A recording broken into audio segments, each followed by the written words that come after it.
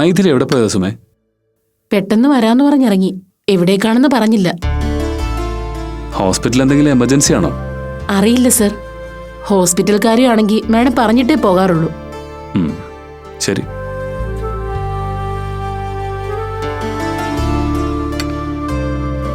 ആ, താനിത് എവിടെയായിരുന്നു മൈഥിലി? രഞ്ജിത്ത് വീട്ടിൽ നിന്ന് രാവിലെ തന്നെ ഇറങ്ങിയില്ലേ? അതെ. ഞാനിപ്പോ അനാമികയുടെ അടുത്തുനിന്നാ വരുന്നത്. എന്തുപറ്റി രാവിലെ തന്നെ? ഒന്നുമില്ല, വെറുതെ ഒന്നിറങ്ങി. അടുത്തിടെ രണ്ടുപേർക്കും രഹസ്യങ്ങൾ കുറച്ച് കൂടിയിട്ടുണ്ടല്ലേ? എന്ത് രഹസ്യം? ഞാൻ ചുമ്മാ പറഞ്ഞതേ ഉള്ളൂ. മൈഥിലിയുടെ അടുത്ത് വന്ന കാര്യങ്ങളൊക്കെ ഞാൻ ചോദിക്കുമ്പോ അയാൾക്ക് എന്തോ ഡിസ്ക്ലോസ് ചെയ്യാൻ ഒരു മടിയുള്ളതുപോലെ തോന്നി. അത് വെറുതെ തോന്നുന്നതാവും. രഞ്ജിത്ത് ഇന്നല്ലേ ജോയിൻ ചെയ്യുന്നേ? അതെ, സാരംഗിന്റെ കൂടെ ഇറങ്ങാന്ന് പറഞ്ഞു. All the best. Thank you. ആ മൈഥിലി, എന്താ? തന്നോട് പ്രത്യേകിച്ച് പറഞ്ഞ് മനസ്സിലാക്കേണ്ട കാര്യമൊന്നുമില്ല. ഇന്നു മുതല് ഞാൻ സാരംഗിന്റെ ജോലിക്കാരനാ. സോ പല കാര്യങ്ങളിലും എന്റെ വ്യക്തിപരമായ അഭിപ്രായങ്ങൾ നോക്കാതെ അയാളുടെ തീരുമാനങ്ങളുടെ കൂടെ എനിക്ക് നിൽക്കേണ്ടി വരും. അത് മൈഥിലിക്ക് എന്തെങ്കിലും ബുദ്ധിമുട്ടുണ്ടാക്കിയാൽ? രഞ്ജിത്തിന്റെ ജോലി എന്താണോ അത് കൃത്യമായിട്ട് രഞ്ജിത്ത് ചെയ്തോളൂ. അതിന്റെ പേരില് എന്റെ ഭാഗത്തുനിന്ന് ഒരു പരാതി ഉണ്ടാവില്ല. ആയിക്കോട്ടെ, താങ്ക് യു. ഞാനിപ്പോ വരാം രഞ്ജിത്ത്.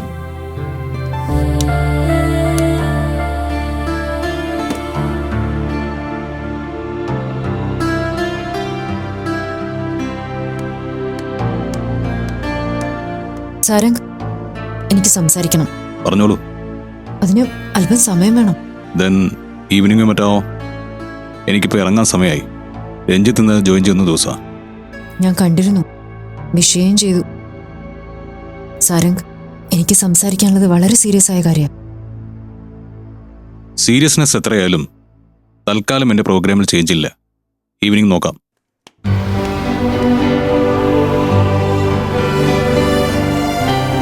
രഞ്ജിത്ത്, നമുക്കിറങ്ങാം. ആ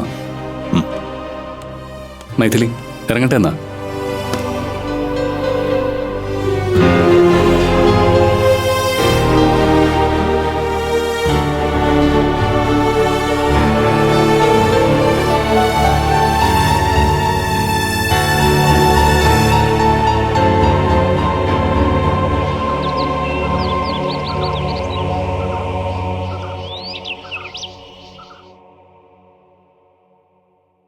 സ്നേഹാൻറ്റി പോയതിനു ശേഷം അമ്മേന്റെ മുറിയിലേക്ക് വന്നിരുന്നു. ഞാൻ ഉറങ്ങുന്ന പോലെ കിടന്നു. അമ്മ എന്നോട് എന്തെങ്കിലും ചോദിച്ചാ ഞാൻ എന്താ പറയേണ്ടത്?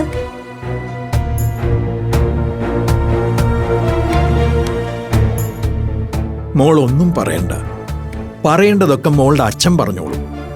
എനിക്ക് നല്ല പേടിയാവുന്നുണ്ട്. മോൾ എന്തിനാ ഇങ്ങനെ പേടിക്കുന്നത്? നിങ്ങളെ നിങ്ങളുടെ അച്ഛനെയും അമ്മ ചതിക്കുകയാണ്. മോള് മുതിർന്നത് കൊണ്ട് അതൊക്കെ മനസ്സിലാവും. അല്ലെങ്കിൽ യദുക്കുട്ടനെ പോലെ ഇപ്പോഴും അമ്മയോട് ഒട്ടിച്ചേർന്ന് നടക്കില്ലേ?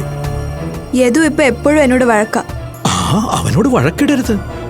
അവൻ മോളുടെ അനുജനല്ലേ. എല്ലാ കാര്യത്തിനും അവനെ കൂട്ടണം. അച്ഛനോട് യദുവിന് എന്തെങ്കിലും ദേഷ്യമുണ്ടെങ്കിൽ അത് മോള് പറഞ്ഞ് മാറ്റണം. അച്ഛൻ പാവല്ലേ. നിങ്ങൾ അച്ഛന്റെ കൂടെ നിൽക്കേണ്ടവരല്ലേ. അവൻ പറഞ്ഞാ കേക്കില്ല. ഇനി കേട്ട് തുടങ്ങിക്കോളും. സ്നേഹയുടെ വരവും അവിടുത്തെ നിപ്പും സാധാരണ ഒരു കാര്യമല്ല. മോള് പഴയതുപോലെ പഠിക്കാനുള്ളതൊക്കെ പഠിച്ചും അച്ഛൻ പറയുന്നത് കേട്ടുമൊക്കെ അങ്ങ് നടന്നാ മതി. ബാക്കിയൊക്കെ തനിയേ സംഭവിച്ചോളും. ഒരു കാര്യം കുട്ടിച്ചനും പറയാനുള്ളൂ. അമ്മ തെറ്റ് ചെയ്തിട്ടുണ്ട്. അമ്മയ്ക്ക് എന്തെങ്കിലും ശിക്ഷ കിട്ടിയ അതില് മോള് വേദനിക്കാൻ പാടില്ല. കേട്ടല്ലോ? എന്നാ മോള് പോയിക്കോ.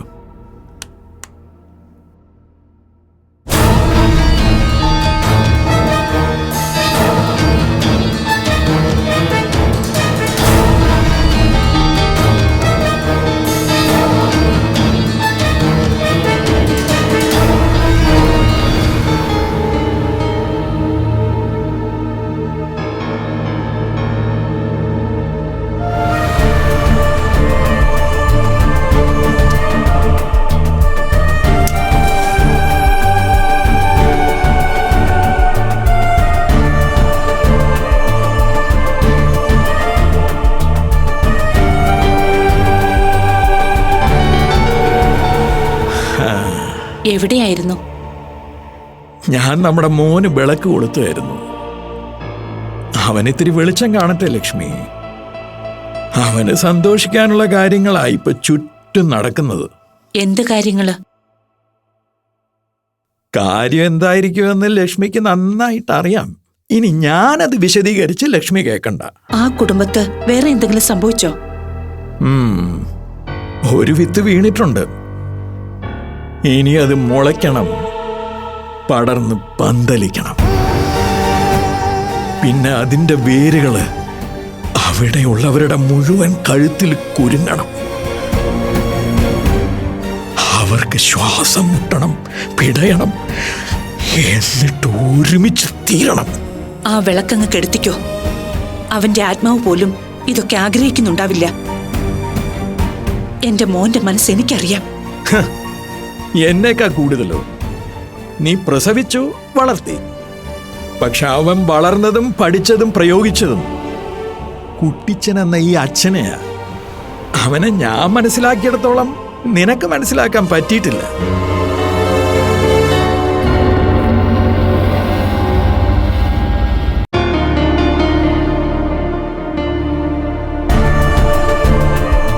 സേതു, അച്ഛൻ ജയിക്കാൻ തുടങ്ങാടാ മോനെ. അച്ഛൻ നിന്നെ ജയിപ്പിക്കാൻ തുടങ്ങാ.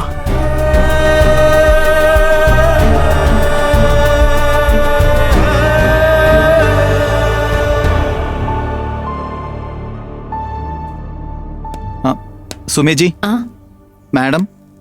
അപ്പുറത്തുണ്ട്. മാഡത്തിന് എന്താ പറ്റിയത്? പെട്ടെന്ന് ഹോസ്പിറ്റലിൽ വിളിച്ച് ലീവൊക്കെ പറഞ്ഞു.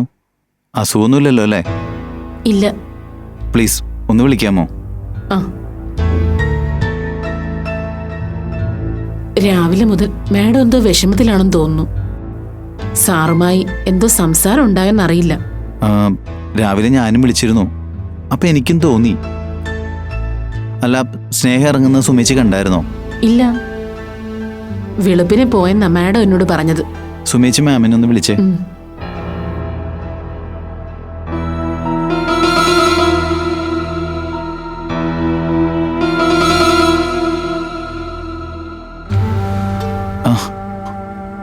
എന്തുപറ്റി?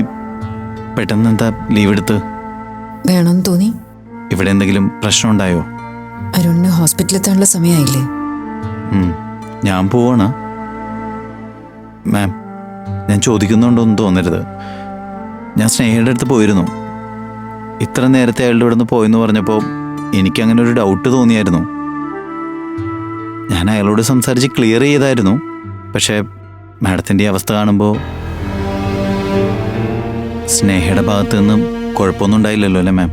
അരുൺ, എൻ്റെ ജീവിതത്തിൽ പ്രശ്നങ്ങൾ ഒരുപാടുണ്ട്. എനിക്കെല്ലാം എല്ലാവരോടും പറയാനൊന്നും പറ്റില്ല. തൽക്കാലം അരുൺ ഒരു കാര്യം ചെയ്യ്, ഹോസ്പിറ്റലിൽ ചെന്ന് അവിടുത്തെ കാര്യങ്ങൾ നോക്ക്. അങ്ങനെ പറഞ്ഞാൽ എനിക്കനുസരിക്കാനല്ലേ പറ്റൂ. പക്ഷെ എന്നാലും ഞാൻ ഈ കണ്ടീഷനിൽ ഇവിടെ നിന്ന് പോയാൽ സ്വസ്ഥതയോടെ എനിക്കൊന്നും ഇരിക്കാൻ പോലും പറ്റില്ല.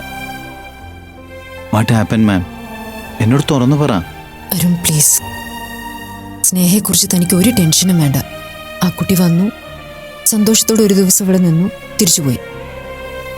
പിന്നെ എൻ്റെ ഈ അവസ്ഥ ഒരുപക്ഷെ ഇതൊരു തുടക്കം മാത്രമായിരിക്കും. കാലാകാലത്തോളം ഇങ്ങനെ തന്നെ പോവാനുള്ളൊരു തുടക്കം. മാം എന്താ ഇങ്ങനെയൊക്കെ പറയുന്നത്? അരുൺ ചെല്ല്. മാം, പലവിധ ഒഴിവാക്കലുകൾ ഞാൻ എൻ്റെ ജീവിതത്തിൽ ഇപ്പോൾ പരിചയപ്പെട്ടു വരിക. പക്ഷെ എന്നാലും മാം അത് ചെയ്യുമ്പോൾ എനിക്കെന്തോ... പണ്ട് ആരോ എഴുതിയത് ഞാൻ വായിച്ചിട്ടുണ്ട്. ജീവിതം വലിയൊരു യാത്രയാണ്. യാത്രക്കിടയിൽ നമ്മൾ ഒരുപാട് പേരെ കണ്ടുമുട്ടും. അവർ നമ്മളോടൊപ്പം യാത്രയും ചെയ്യും. അവരവരുടെ സ്ഥലങ്ങളിൽ ഇറങ്ങിപ്പോവും. പക്ഷേ നമുക്ക് നമ്മുടെ യാത്ര തുടർന്നല്ലേ പറ്റൂ. ചിലപ്പോൾ കൂടെയുള്ള എല്ലാവരും ഇറങ്ങിപ്പോവും. പിന്നെ തനിച്ച് കുറേ ദൂരം. ഒരുപക്ഷെ ആ ഏകാന്തതയിൽ അവസാനിക്കും. ഇത് എഴുതിയ ആൾക്ക് ഒരുപക്ഷെ എല്ലാം മുൻകൂട്ടി കാണാൻ പറ്റുമായിരിക്കും. നമുക്ക് പലപ്പോഴും അങ്ങനെ പറ്റാറില്ല. ശരി അരുൺ.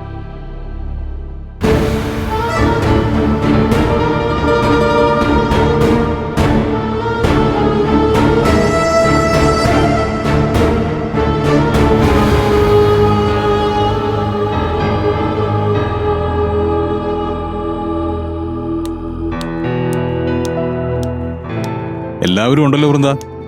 ഉണ്ട് സർ. ഓക്കെ, ഞാൻ ഒരാളെ നിങ്ങൾക്ക് ഇൻട്രൊഡ്യൂസ് ചെയ്യാൻ പോവാണ്. ഇത് മിസ്റ്റർ രഞ്ജിത്ത്. രഞ്ജിത്ത് ഇതിനു മുമ്പ് കൊട്ടാരം ബിൽഡേഴ്സിന്റെ മാനേജറായിരുന്നു.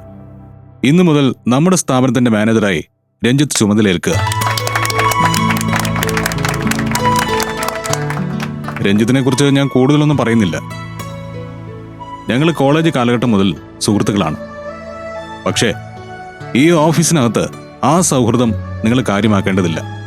നിങ്ങൾക്ക് രഞ്ജിത്തിനോട് എന്തെങ്കിലും കാര്യങ്ങൾ തുറന്നു പറയാനുണ്ടെങ്കിൽ ഞാനുമായിട്ടുള്ള സൗഹൃദം അതിന് തടസ്സമല്ല. Got it?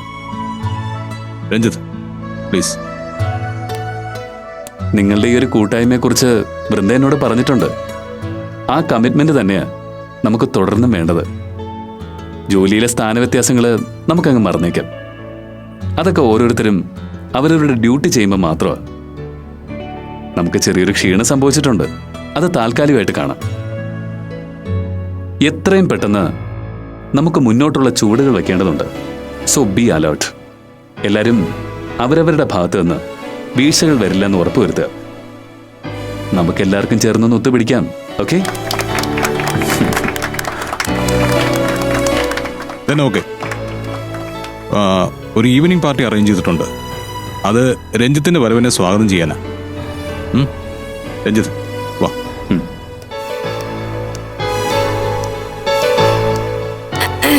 Do your duties.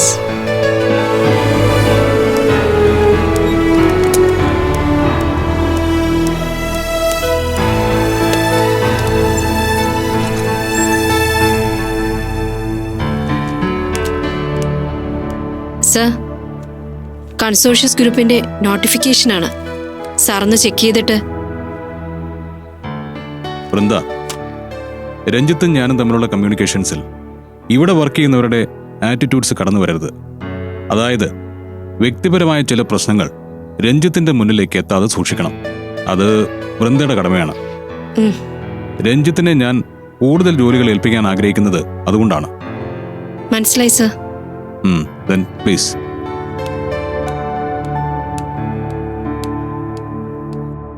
പിന്നെ സാരംഗ്, ഞാനൊരു പെർമിഷൻ ചോദിച്ചോട്ടെ തന്നോട്? എന്താടോ? ഒരു ഓഫീസിന് ഒരു ചട്ടക്കൂടുണ്ട്. മറ്റുള്ള സ്റ്റാഫിന്റെ മുന്നിൽ വെച്ച് ഞാൻ തന്നെ പേരെടുത്ത് വിളിക്കുന്നത് ശരിയല്ല. സോ ഇന്നു മുതൽ can I address you as a? താൻ കളിയാക്കിയതാണോ? No no, I am really serious. ഏത് നിലയ്ക്കാലും അത് വേണ്ട. കമ്പനി മുതലാളിയെ ഒരു മാനേജർ പേര് വിളിച്ചുകൊണ്ട് ഇവിടെ പ്രത്യേകിച്ച് മാറ്റങ്ങളൊന്നും ഉണ്ടാകാൻ പോകുന്നില്ല. മാത്രമല്ല, തന്റെ നാവിന്നൊക്കെ എനിക്ക് അങ്ങനെ കേൾക്കേണ്ടി വന്നാല് എനിക്ക് അത് വല്ലാത്ത ബുദ്ധിമുട്ടായിട്ട് തോന്നും. വെറുതെ തമാശയ്ക്കായ പോലും അതിനെ ട്രൈ ചെയ്യരുത്, കേട്ടല്ലോ? അല്ലടോ, നമ്മൾ തമ്മിൽ ഈ എടോ പോടോ ബന്ധം നിലനിർത്തി തനിക്ക് ചെയ്യാവുന്ന ഏറ്റവും നല്ല സേവനങ്ങൾ എന്റെ കമ്പനിക്ക് വേണ്ടി ചെയ്യുക. അത് മാത്രമാണ് തന്നിൽ നിന്ന് ഞാൻ പ്രതീക്ഷിക്കുന്നത്. then okay, I am here for you as your friend, as your manager.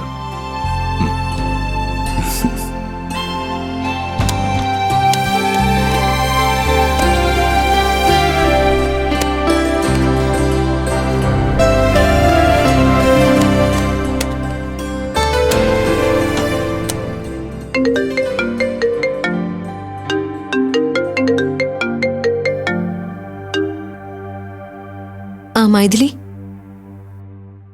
എടോ സാരംഗിനോട് സംസാരിച്ചോ? ഇല്ല, ഞാൻ വരുമ്പോൾ ഇവിടെ രഞ്ജിത്തും ഉണ്ടായിരുന്നു.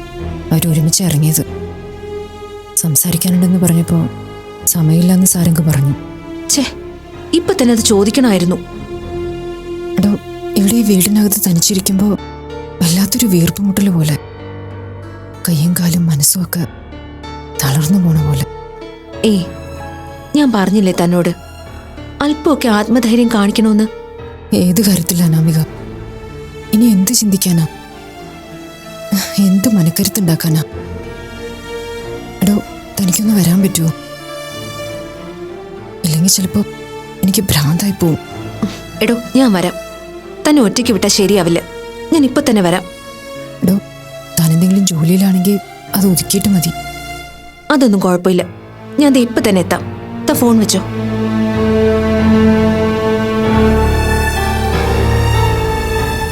Doctor,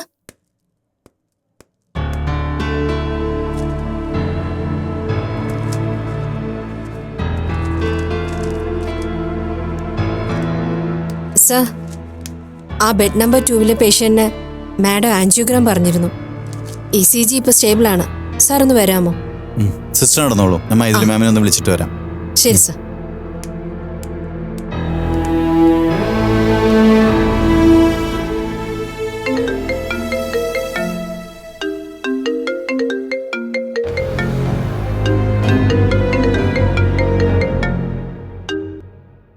hello, hello ma'am, bedroom 2 patient angiogram പറഞ്ഞിട്ടുണ്ടായിരുന്നില്ലേ?